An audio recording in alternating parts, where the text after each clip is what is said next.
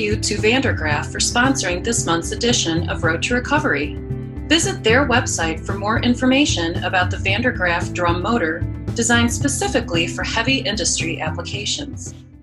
Hey there, Kevin Yannick from Pit Quarry coming at you once again, and I'm pleased to be joined today by Richard Branch of Dodge Data and Analytics. Richard, of course, is the chief economist at Dodge Data. His job is to track, analyze, and forecast what's happening with construction activity. And Richard, I'm pleased to see you once again. Thanks for joining me today. Pleasure to be here, Kevin. It's great to see you as well.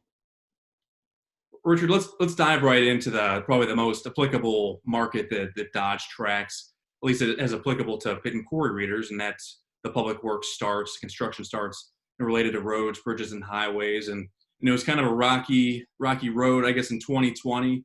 And Dodge is putting forth a forecast that's expecting 21 to be flat. And as I kind of sit back and think about that, that seems like that's maybe a good thing. It's not going to be down 5 or 10% based on what you're seeing. Maybe flat is good. But since we have you today, I kind of want to get down to the nitty gritty. How did you get to that assessment? Why are you assessing flat construction growth in public works? What are some of the dynamics at play that you're looking at right now? Sure. Yeah, this was probably the most interesting time that I can think of to do a public works forecast. We released this forecast at the end of October, right in the middle of the presidential election campaign. You layer onto that the appropriation process that at the end of September, there was a continuing resolution that kept the government open through today. And it looks like there will be another continuing resolution that'll keep the government open through December 18th. But it's that appropriation process that had been stalled that sets those annual budgets for some of those line items within the public works sector, like sewers and water and roads and bridges, of course.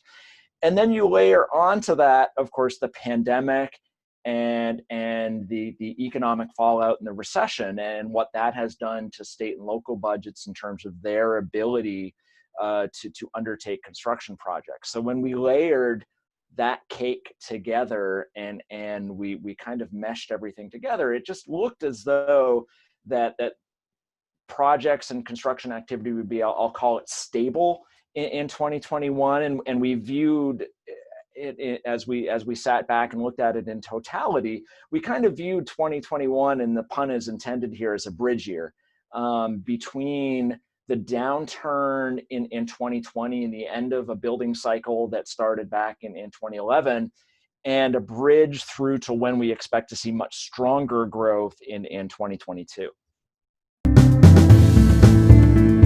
Thank you to Vandergraaf for sponsoring this month's edition of Road to Recovery. Visit their website for more information about the Vandergraaf drum motor designed specifically for heavy industry applications.